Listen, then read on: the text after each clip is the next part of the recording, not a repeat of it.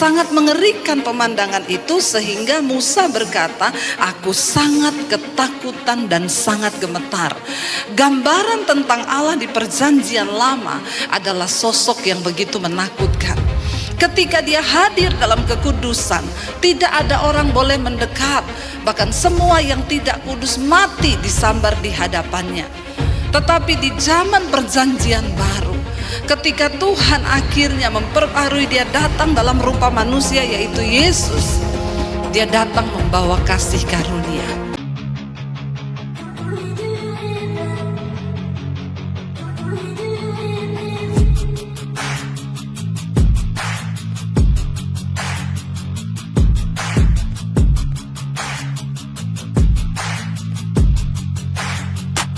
Selamat datang di channel Bela Kebenaran. Kami hadir untuk memberikan informasi opini dan atau fakta terhadap situasi yang sedang terjadi. Mari dukung channel ini dengan cara menekan tombol subscribe dan bunyikan loncengnya. Terima kasih.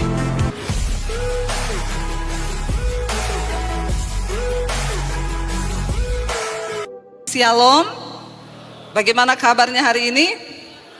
Luar biasa, karena kita punya Tuhan yang luar biasa. Iya, terima kasih buat kesetiaan saudara untuk terus mencari Tuhan. Hari-hari ini tidak ada lain yang harus kita lakukan selain lebih giat lagi untuk mencari Tuhan. Kenapa? Karena dunia ini juga sedang berusaha untuk menyeret kita agar iman kita menjadi lemah. Tapi orang-orang yang mencari dan menantikan Tuhan, mereka mendapat kekuatan yang baru. Katakan, tantangan akan semakin berat, keadaan akan semakin berat. Tetapi ketika kita punya Tuhan yang hebat, maka Dia yang memberikan kita kekuatan. Iya, saudara, hari ini kita akan sama-sama belajar dari firman Tuhan, kitab Ibrani pasal yang ke-12. Ibrani 12 mulai ayat yang ke-18. Kalau kita lihat di sana judulnya adalah tanggung jawab yang berat, ya. Tanggung jawab yang berat. Ya, judul perikopnya di sana adalah tanggung jawab yang berat. Kita baca dulu ayat 18 secara bergantian. Saya baca ayat 18, saudara selanjutnya ya cuma sampai di ayat yang terakhir, yaitu ayat 29. Firman Tuhan berkata, tanggung jawab yang berat. Sebab kamu tidak datang kepada gunung yang dapat disentuh dan api yang menyala-nyala, kepada kekelaman, kegelapan dan angin badai. Ayat 19, kepada bunyi sangkakala dan bunyi suara yang membuat mereka yang mendengarnya memohon supaya jangan lagi berbicara kepada mereka. Sebab mereka tidak tahan mendengar perintah ini. Bahkan jika binatang pun yang menyentuh gunung, ia harus dilempari dengan batu. Ayat 21, dan sangat mengerikan pemandangan itu sehingga Musa berkata, aku sangat ketakutan dan sangat gemetar. 22, tetapi kamu sudah datang ke Bukit Sion, ke kota Allah yang hidup, Yerusalem surgawi, dan kepada beribu-ribu malaikat, suatu kumpulan yang meriah. 23, kepada jemaat anak-anak sulung yang namanya terdaftar di sorga, dan kepada Allah yang menghakimi semua orang, dan kepada roh-roh orang-orang benar yang telah menjadi sempurna, dan kepada Yesus pengantara perjanjian baru, dan kepada darah pemercikan yang berbicara lebih kuat daripada darah Habel. 25, jagalah supaya kamu jangan menolak Dia yang berfirman. Sebab jikalau mereka yang menolak Dia yang berfirman, menyampaikan firman Allah di bumi tidak luput, apalagi kita jika kita berpaling dari Dia yang berbicara dari sorga. Ayat 26, waktu itu suaranya menggoncangkan bumi, tetapi sekarang Ia memberikan janji, satu kali lagi aku akan menggoncangkan bukan hanya bumi saja, melainkan langit juga. Ayat 27, ungkapan satu kali lagi menuju pada perubahan pada apa yang dapat digoncangkan, karena Ia dijadikan supaya tinggal tetap apa yang tidak tergoncangkan. Baca sama-sama ayat 28 dan 29.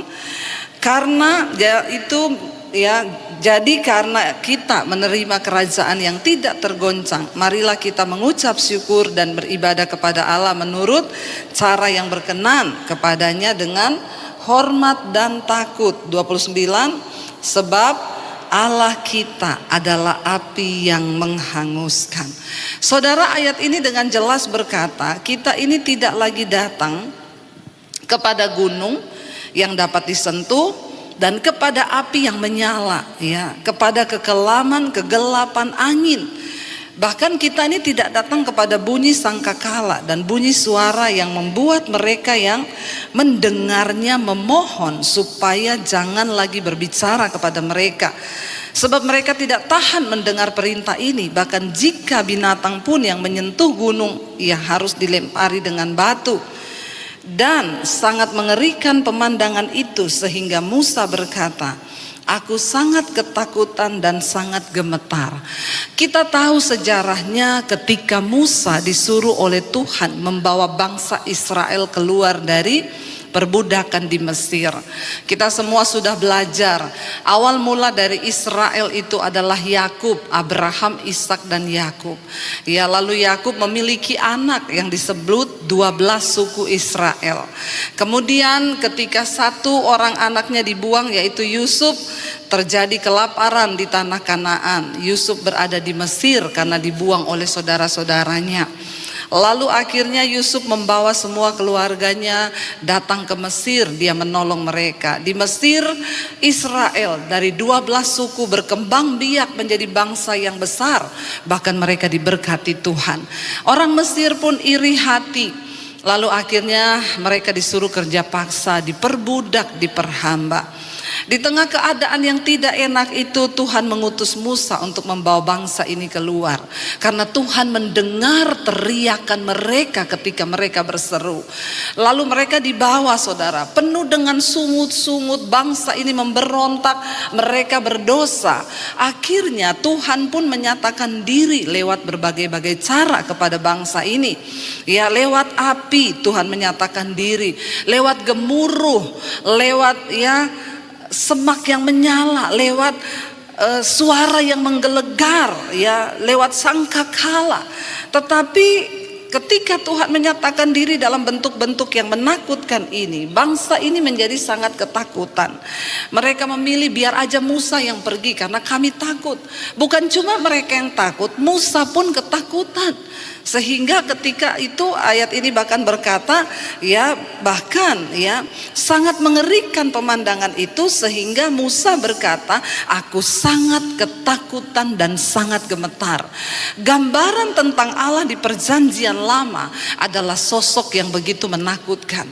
Ketika dia hadir dalam kekudusan, tidak ada orang boleh mendekat. Bahkan semua yang tidak kudus mati disambar di hadapannya. Tetapi di zaman perjanjian baru, ketika Tuhan akhirnya memperbarui, dia datang dalam rupa manusia, yaitu Yesus. Dia datang membawa kasih karunia. Kita tidak lagi datang kepada api yang menghanguskan. Kita tidak lagi datang kepada gemuruh yang bisa membunuh kita kapanpun.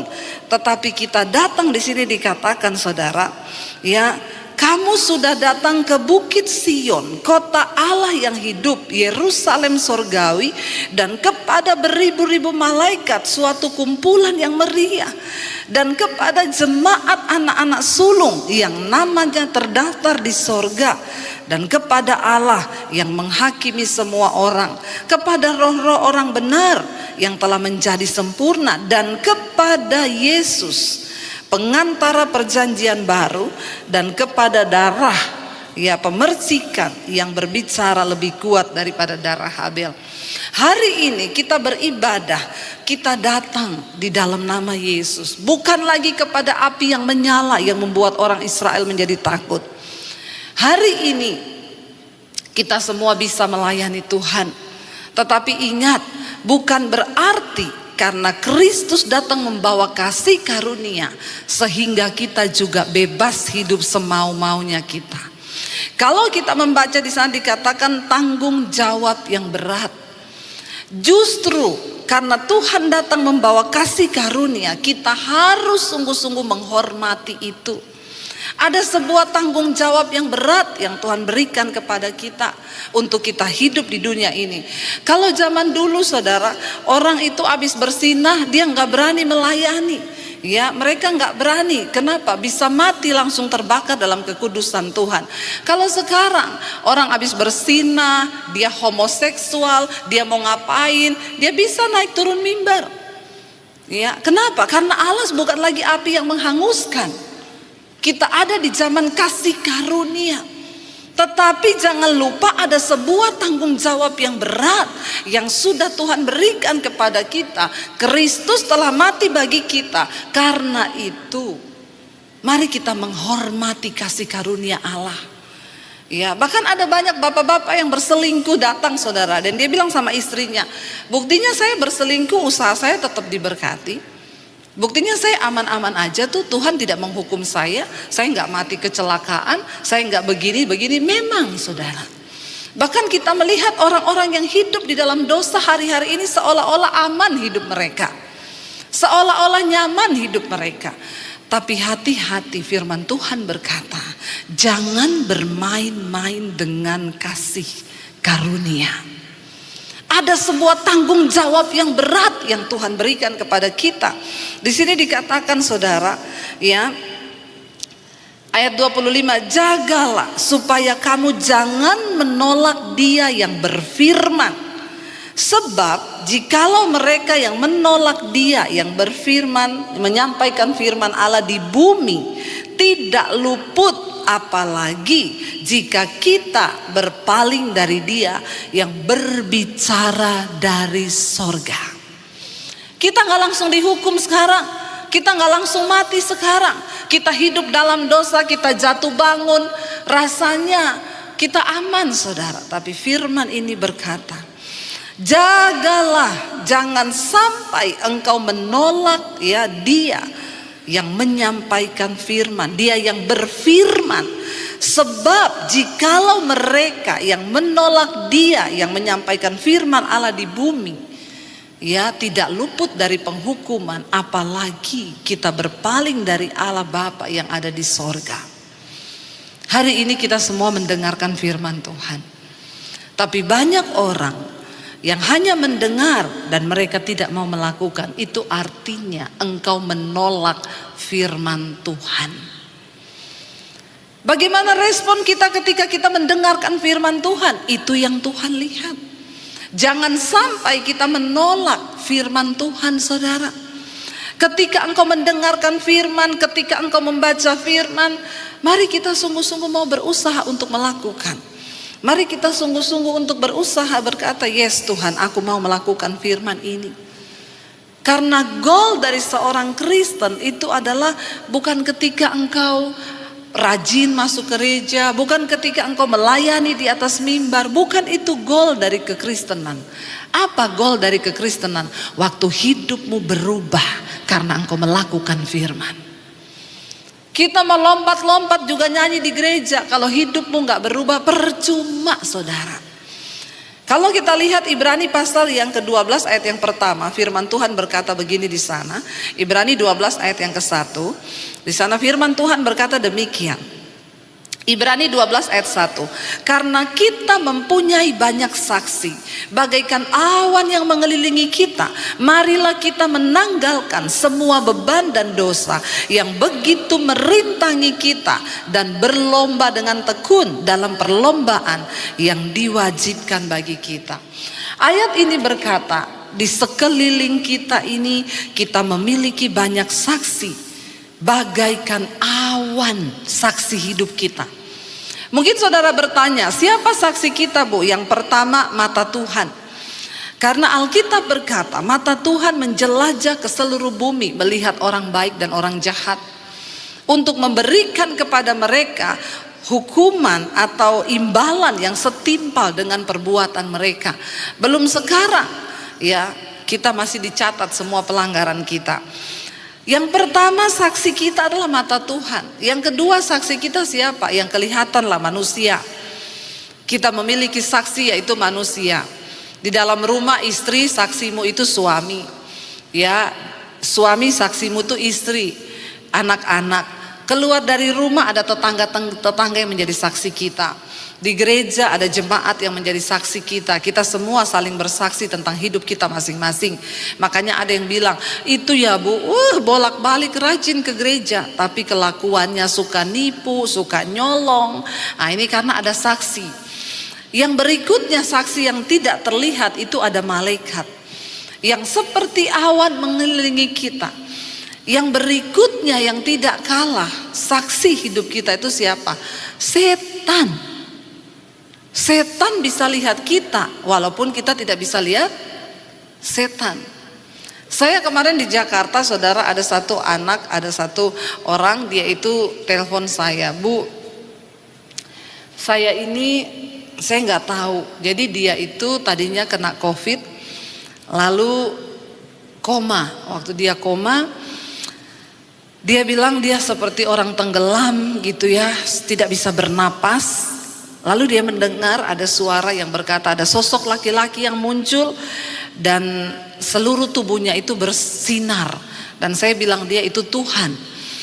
Lalu dia bilang sosok itu datang, Tuhan berkata, belum saatnya kamu ada di sini. Kamu harus pergi dari sini dan kamu harus hidup. Lalu seperti dia di dalam air yang tenggelam itu, Tuhan mendorong dia dari dalam air itu, lalu dia seperti keluar dari dalam air itu dan akhirnya dia bisa bernapas. Karena waktu itu dia di ruang ICU, sudah dipasangin ventilator, dia koma. Akhirnya dia bisa bernapas, hari itu dia sadar. Ketika dia sadar, saudara, dia keluar rumah sakit, dia telepon saya, Bu, saya sekarang kok aneh ya, kenapa? Saya sekarang bisa lihat setan. Jadi saya tidak nyaman sekali, Ibu. Saya pergi ke rumah sakit, dia bilang itu kayak pasar isinya setan tok. Mulai dari setan anak-anak sampai setan yang perempuan gendong bayi, ada tangan yang berjalan, ada kepala tanpa badan. Aduh, saya benar-benar terganggu, Ibu. Saya tidak mau melihat-lihat yang seperti itu. Saya bilang, ya iya nanti coba ya kalau kita ada waktu kita ketemu. Karena dia tinggal di luar kota, nanti kita berdoa, minta Tuhan tutup itu. Ya, tapi dia bilang, tapi saya bisa lihat Bu, kalau ada orang dia punya ilmu, ilmunya itu mengikuti dia itu digendong oleh satu makhluk, saya bisa lihat. Saya bilang sebenarnya sih kalau kamu berani ya pakai aja itu untuk pelayanan, doa pelepasan. Karena dia bisa lihat ada satu pria jalan, dia bilang ya itu di kakinya itu diganduli sama makhluk yang separuh badannya wanita tapi separuhnya itu berbentuk kodok. Ya, jadi saya bilang ya kalau kodok itu bicara tentang roh persinahan. Dia bisa melihat ini orang terang, ini orang gelap, ini abu-abu, dia bisa lihat. Saya bilang kalau kamu nyaman sebenarnya kamu bisa langsung datangi orangnya dan bilang ya bertobat. Lalu akhirnya dia doakan orang yang diganduli makhluk itu. Dia bilang saya berdoa Bu buat dia, saya doakan dalam nama Yesus. Tadinya makhluk itu nggak mau pergi, tapi saya usir dalam nama Yesus. Sebenarnya bagus juga ya kalau ada yang begini. Nanti biar kita ajak datang sini, dia bisa lihat mana-mana yang diganduli setan-setan. Siapa yang diganduli kodok, ada yang diganduli kelelawar, biar bisa tahu ya. Terutama ibu-ibu, bawa suamimu ya, biar dia bisa lihat. Pasti suami-suami langsung takut itu. Ya, sebenarnya saudara, nah di alam roh itu begitu. Dia tanya kepada saya, Bu, memang benar ya, ada ya dunia roh-roh begitu? Saya bilang ada, Alkitab pun bilang ada. Kenapa Alkitab mengingatkan kita bahwa ada setan, ada roh-roh jahat di udara? Dia bilang, saya pergi ke Curug ya, air terjun dengan suami saya, tapi itu setannya beda Bu, di bawah pohon, bentuknya makhluk, tapi ada tanduk gitu di kepalanya. Kalau itu beda lagi, itu namanya roh teritorial, penguasa setempat. Ada yang begitu, mereka bisa menyerang manusia, bisa yang buka celah ya. Tetapi setan-setan yang mengikuti itu, kalau orang hidup dalam kenajisan, ada yang ikuti saudara. Nggak usah gini-gini ya. Saudara yang suka selingkuh itu ada yang ikutin. Ya, makanya engkau sering sakit kepala, puyeng, pusing, ya. Karena memang ada setan. Bahkan sekarang banyak perselingkuhan itu, banyak wanita-wanita pelakor di luar sana pakai ilmu. Mereka datang ke dukun, minta supaya kalau ada bapak-bapak kaya yang lihat bisa tertarik kepada dia. Makanya bapak-bapak harus banyak berdoa. Ya, amin bapak-bapak. Ada orang di sini? Bapak-bapak ada amin? Yang kenceng amin ya. Ya, banyak berdoa. Kenapa? Karena di luar sana setan pun bekerja luar biasa. Karena setan tahu waktunya sudah sangat singkat. Saya melayani banyak saudara. Bahkan tidak sedikit yang berujung pada bunuh diri. Dosa demi dosa itu mendatangkan maut. Ya, tetapi ayat ini berkata, karena kita memiliki banyak saksi. Saya bilang kepada orang itu, di dunia nyatanya alam roh, ya memang seperti itu. Ngeri nggak saudara? Dia bilang di mana-mana tuh setan. Iya bu, bener, di mana-mana tuh setan bu. Ya memang sebenarnya di dalam dunia roh seperti itu, tapi kan kita nggak lihat. Saudara kan nggak lihat. Di mana, makanya kenapa kita ini kalau pergi ke hutan, pergi kemana perlu berdoa. Ya memang ada roh-roh penunggu, ada roh-roh teritorial, tapi itu ya setan-setan yang mengikuti itu ada saudara. Bahkan yang dia bilang banyak bu yang diganduli bu. Saya lihat orang tuh jalan diganduli di tangannya, di kaki, ada yang di punggungnya nempel. Makanya hati-hati saudara, jangan engkau pikir engkau bikin dosa itu biasa. Ya, itu ada roh yang menunggangi hidupmu. Yang tiap hari marah-marah, nah itu ada setan itu menunggangi. Nggak usah angkat tangan, bertobat saja. Ya, ada saudara. Tapi akhirnya dia bilang, saya tidak mau seperti ini bu. Bisakah ibu mendoakan saya? Akhirnya beberapa waktu lalu saya mendoakan dia. Dan beberapa hari yang lalu saya tanya, gimana masih lihat-lihat nggak? Puji Tuhan bu, udah tidak. Lega saya bu. Karena kadang kaget, dia bilang lagi diam-diam muncul ting, dia bilang saya tidak takut bu, karena saya percaya roh saya lebih besar, cuma kaget-kaget aja. Tiba-tiba anak kecil muncul, tiba-tiba kepala tanpa badan muncul, jadi tidak enak mengganggu. Tapi akhirnya kita berdoa, puji Tuhan Roh Kudus akhirnya kembali ya menutupi matanya, dan akhirnya dia sekarang sudah terbebas, nggak bisa lihat-lihat lagi. Tapi ayat ini berkata di sekeliling kita tuh banyak saksi. Jadi saudara di gereja mau nyanyi, mau angkat tangan, tapi ketika engkau di luar sana berbuat dosa, setan lihat hidupmu. Setan bilang tuh kalau hari Minggu, ya pelayanan di gereja, nyanyi, padahal di belakang. Tapi kita orang nggak tahu, tapi setan tahu. Makanya ayat ini bilang, karena kita mempunyai banyak saksi, bagaikan awan yang mengelilingi kita, marilah kita menanggalkan semua beban dan dosa yang begitu merintangi kita, dan berlomba dengan tekun dalam perlombaan yang diwajibkan bagi kita. Kita semua ada di dalam gelanggang pertandingan. Tetapi ada hal-hal yang akan menghalangi kita bertanding dengan tekun sampai pada garis akhir. Itu apa? Beban dan dosa. Kita ini sudah datang kepada gunung kudusnya Tuhan. Kita sudah datang di kota kudusnya Allah, Yerusalem, Sion, kota kudus Allah. Kita sudah datang kepada darah pemercikan perjanjian baru, yaitu darah Yesus. Tetapi ingat saudara, jagalah, kata firman Tuhan. Jagalah. Memang kita sudah tidak datang pada api yang langsung membunuh kita ketika kita berdosa. Tapi justru karena itu, jaga baik-baik. Jangan sampai ada di antara kamu, firman ini berkata, yang menolak Dia yang berfirman. Waktu engkau mendengarkan firman, tangkap firman Tuhan. Karena goal dari kekristenan kita adalah ketika kita menjadi pelaku-pelaku firman, bukan hanya pendengar saja. Engkau mendengarkan firman, engkau pulang hidupmu berubah. Setan takut dengan kita. Kenapa? Karena ada perubahan. Ya, ada hidup yang diubahkan. Ada kekudusan Tuhan.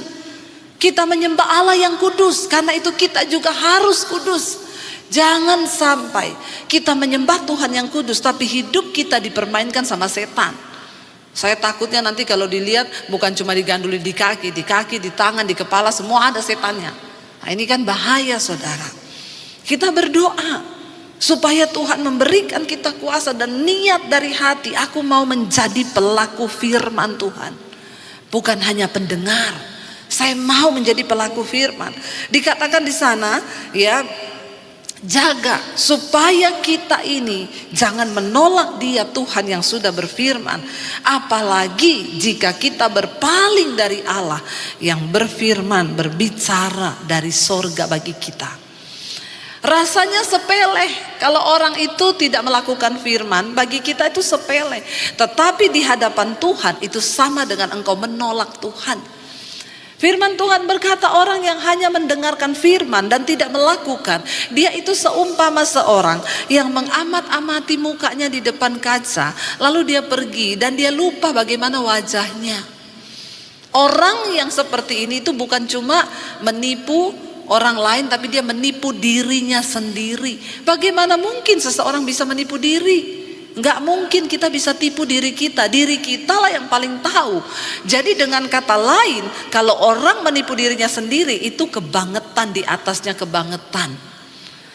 Saudara, mari kita sadari bahwa ada banyak saksi di sekeliling kita hari-hari ini. Mari di waktu-waktu yang mendekat, di waktu-waktu di hari-hari Tuhan yang mendekat, kita ini semakin giat. Kita sudah melampaui masa-masa sulit di mana goncangan demi goncangan terjadi. Masa pandemi 2 tahun itu adalah goncangan yang cukup berat bagi kita. Kematian di depan mata. Jangan sampai itu semua sudah berlalu dan hidup kita belum berubah-berubah juga. Ayat ini berkata, waktu itu, ayat 26, suaranya menggoncangkan bumi. Tetapi sekarang ia memberikan janji, 1 kali lagi aku akan menggoncangkan bukan hanya bumi saja, tetapi langit juga. Ungkapan 1 kali lagi itu menunjuk kepada perubahan pada apa yang dapat digoncangkan, karena ia dijadikan supaya tinggal tetap apa yang tidak tergoncangkan. Kita ini sedang dipersiapkan menjadi umat yang tidak tergoncangkan. Dan setiap goncangan Tuhan akan izinkan terjadi. Untuk apa? Membuktikan kemurnian iman kita. Kita bersyukur saudara, kita melewati masa pandemi, kita masih hidup, kita masih sehat, tidak kurang suatu apapun. Tetapi jangan engkau sia-siakan anugerah itu. Bahkan banyak di antara kita juga yang diizinkan kena COVID. Ya, kami sekeluarga bintang 3 COVID, semua varian rasa saudara. Saya sampai bertanya sama Tuhan waktu itu, Tuhan kenapa kena lagi? Iya, karena ini varian baru. Biar kamu bisa bersaksi. Karena waktu itu orang semua kan ketakutan. Dari awal pandemi itu terjadi, ketika semua ketakutan, saya cuma berdoa. Kalau Tuhan mau izinkan saya rasa untuk bisa bersaksi kepada jemaat, nggak apa-apa Tuhan, saya siap. Habis itu kami kena saudara bulan November. Bulan tahun berikutnya yang Delta kami kena lagi, dan waktu itu suami saya benar-benar hampir lewat. Ya, saya bertanya Tuhan kenapa ini kena lagi? Karena ini varian baru. Supaya kamu bisa bersaksi. Dan ternyata memang kesaksian kita waktu kita sakit itu tidak ada obat, tidak ada rumah sakit. Kami mengangkat perjamuan kudus, darah Yesus, dan kami disembuhkan. Ya, malam itu saya sudah sesak napas. Ya, iblis datang mengintimidasi. Pendeta banyak yang mati. Sebentar lagi kamu sesak napas, udah gak bisa napas, dibawa ke rumah sakit. Nanti kamu pasang ventilator, malamnya mati. Saya cuma berkata, kalau belum waktunya saya mati, tidak ada yang bisa mencabut nyawa saya termasuk COVID. Tidak bisa. Karena mati hidupku bukan di tangan COVID, tapi di tangan Tuhan. Amin. Dan kalau belum waktunya saya mati, maka saya tidak akan mati. Tapi kalau sudah waktunya saya mati, maka saya Tuhan menyerahkan nyawa saya ke dalam tangan-Mu. Tapi akhirnya kami sembuh. Malam itu ketika saya habis perjamuan, saya muntah saudara, dan itu riak semua keluar. Besoknya saya sembuh. Dan ternyata banyak jemaat Mesbah Doa yang melakukan hal yang sama ketika saya bersaksi, dan mereka disembuhkan. Ya, kita punya Tuhan yang pegang kendali. Kita melewati masa goncangan yang berat, dan Tuhan bilang satu kali lagi Dia akan menggoncang bukan hanya bumi saja, tapi langit juga. Dulu banyak orang yang berkata, para peneliti itu bilang, ya ini bumi diprediksi akan hancur. Jadi para orang pintar mulai mencari tempat tinggal baru, salah satunya di bulan. Diselidiki, bulan bisa hidup enggak? Oh bisa, ada nitrogennya. Akhirnya mereka mulai nanam, tomat bisa berbuah di bulan. Lalu mereka itu mencoba mengembangkan kehidupan di sana. Kenapa saudara? Tujuannya adalah supaya kalau bumi ini hancur, ya rame-rame manusia bisa pindah ke bulan, cari planet baru. Ya, dan akhirnya dicarilah pasangan-pasangan muda waktu itu yang mau untuk dikirim ke bulan.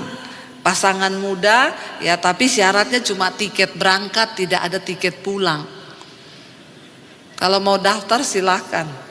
Ya, dengan tujuan mereka mau mencoba manusia itu bisa hidup nggak di sana. Ya, karena mereka bilang kalau bumi ini hancur, ya kan bulan tidak hancur. Padahal firman Tuhan bilang semua akan hancur secara demikian. Tata surya, semua planet-planet itu akan hancur. Saya juga bingung kalau akhirnya benar manusia bisa hidup di bulan, tinggal di sana. Ya, nanti doa Bapa kami dirubah ya. Datanglah kerajaanmu di bulan seperti di surga. Bukan di bumi. Tapi saudara, ya ternyata manusia tidak cukup pinter. Ya, mereka mencari kehidupan yang lain. Akan digoncang, bukan hanya bumi tetapi langit juga kata firman Tuhan. Berarti semua yang ada di langit juga tergoncang. Nah, ini dilakukan Tuhan supaya apa? Tertinggal satu umat yang tidak tergoncangkan. Nah, firman ini berkata, kalau kita lihat ayat yang ke-28, baca sama-sama Ibrani 12 ayat yang ke-28, firman Tuhan berkata di sana, jadi karena kita menerima kerajaan yang tidak tergoncangkan, marilah apa? Kita mengucap syukur dan beribadah kepada Allah menurut apa? Cara yang berkenan kepadanya dengan hormat dan takut, sebab Allah kita adalah api yang menghanguskan. Memang Dia tidak menghanguskan sekarang, tapi satu saat nanti kita semua akan berdiri di hadapan tahta pengadilan Kristus untuk memberikan pertanggungan jawab atas hidup kita di bumi ini. Karena itu kita sekarang, puji Tuhan, haleluya, 12 kali dikatakan memang dunia ini akan digoncang. Tetapi saudara dan saya, kita menerima satu kerajaan yang tidak tergoncangkan, yaitu kerajaan Allah di dalam nama Tuhan Yesus. Karena dari itu, mari kita mengucap syukur kepada Tuhan dan beribadah kepada Allah kita menurut cara yang berkenan kepadanya dengan hormat dan takut. Apa itu ibadah yang sejati? Persembahkanlah tubuhmu sebagai persembahan yang hidup, yang kudus, yang berkenan kepada Allah. Itu ibadahmu yang sejati. Mari hari-hari ini, mau saudara di rumah, saudara di tempat pekerjaan, bilang, Tuhan, aku mau beribadah kepadamu dengan cara yang berkenan. Aku mau menghormati dan takut akan Engkau. Caranya bagaimana? Mempersembahkan tubuhku yang hidup, yang kudus, berkenan kepada Allah. Itu ibadah yang sejati. Mari kita sama-sama berdoa supaya Tuhan memberikan kita kekuatan terus berubah, saudara. Jangan sampai terlambat. Jangan sampai engkau keluar dari kerajaan yang tidak tergoncang. Hanya orang-orang yang mempersembahkan hidup dan tubuhnya kepada Tuhan dengan cara yang benar. Merekalah yang menerima kerajaan yang tidak tergoncangkan itu. Keadaan ke depan semakin tidak menentu. Tapi firman berjanji, kita orang-orang yang dikuduskan Tuhan, orang-orang yang rohnya disempurnakan, tadi dikatakan di atas. Kita orang-orang yang telah dikumpulkan oleh Tuhan. Kita berada di dalam satu kerajaan yang tidak tergoncang. Karena itu sekalipun dunia ini berlalu, kita tidak perlu takut. Ada jaminan hidup di dalam kekekalan bersama dengan Tuhan Bapa kita yang memberikan kita janji ya dan amin, dan Dia tidak pernah berubah. Saya undang para imam musik maju ke depan. Biar kita sadar hari ini bahwa Allah kita itu api yang menghanguskan. Mari kita menghormati Dia. Kita bersyukur saudara, karena Dia bukan lagi api yang datang yang menakutkan kita. Kita bersyukur kasih karunia Kristus datang dalam hidup kita, sehingga kita boleh diterima menjadi kumpulan orang-orang yang dibenarkan. Tapi ingat, ini sebuah tanggung jawab yang berat. Jangan sampai kita menolak firman Tuhan. Katakan hari ini, Tuhan, kami mau menjadi pelaku-pelaku firman-Mu. Kami mengucap syukur diterima menjadi anak-anak Allah. Sebagai suami-suami kami mau hidup berkenan. Sebagai istri kami mau hidup berkenan. Kami persembahkan tubuh kami Tuhan sebagai persembahan yang hidup, kudus dan berkenan kepada Bapa. Kalau ada di antara kami yang masih ada dalam dosa hari ini, datang kepada Tuhan, akui dosamu saudara. Sebab Dia Tuhan yang menerima setiap kita yang mau datang mengaku dosa. Berbahagialah orang yang mengakui dosanya dan diampuni. Kasih karunia-Nya begitu besar bagi kita. Hari ini biar kita mau bilang, Tuhan, kami mau buang segala amarah, segala kebencian, kepahitan, kenajisan, percabulan, apapun yang tidak berkenan. Mari introspeksi diri di hadapan Tuhan saudara. Dan biar nama Tuhan saja dipermuliakan lewat hidup kita. Dan hidup kita boleh menjadi kesaksian bagi nama Tuhan. Segala pujian, hormat, kemuliaan hanya bagi Engkau Bapa. Di dalam nama Yesus. Yang diberkati firman Tuhan, katakan bersama.